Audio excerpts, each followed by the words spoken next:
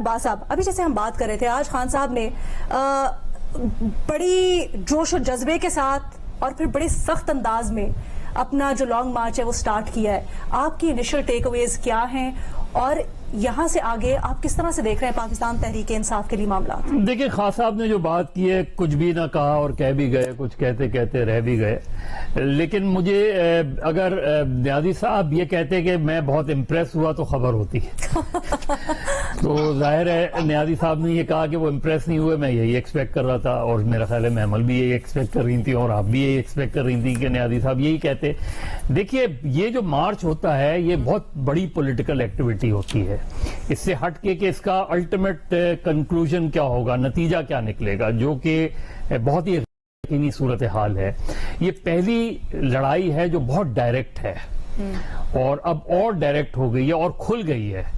اور یہ جو اہم ہے، اس لیے زیادہ اہم ہے کہ عمران خان جا تو رہے ہیں اسلام آباد، لیکن جا کر وہ وہاں کریں گے کیا، اور اس کے نتیجے میں وہ رد عمل کیا ہوگا. اب اس وقت دونوں سائڈ جو ہیں ان کی بہت واضح پالیسی ایک طریقے سے سامنے آ گئی ہے. تو اب عمران خان جا کے صرف یہاں سے لاہور سے اسلام آباد جو جائیں گے، وہ سب سے اہم بات یہ کریں گے کہ ایک بڑی پولیٹیکل ایکٹیویٹی انہوں نے جنریٹ کی. اب اگر آپ لے بھی لیں کہ چلیں وقت پر بھی الیکشن ہو جائیں گے، تو ان کا تو جو کراؤڈ ہے وہ تو پولیٹیکلی چارج ہو گیا ہے.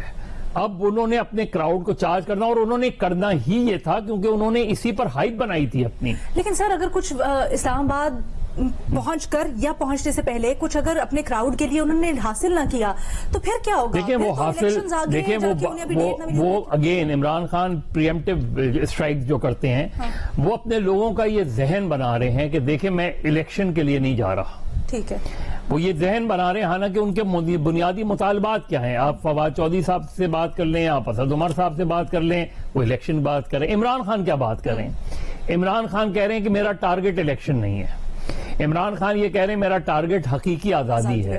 اب حقیقی آزادی کو وہ اپنے لحاظ سے انٹرپریٹ کر رہے ہیں. تو جو انہوں نے پہلے دیکھے ہر چیز پر وہ اپنی کراؤڈ کا ذہن بناتے ہیں. الیکشن کمیشن پر ذہن بنایا انہیں پتا تھا کہ الیکشن کمیشن کیا فیصلے دینے والا ہے.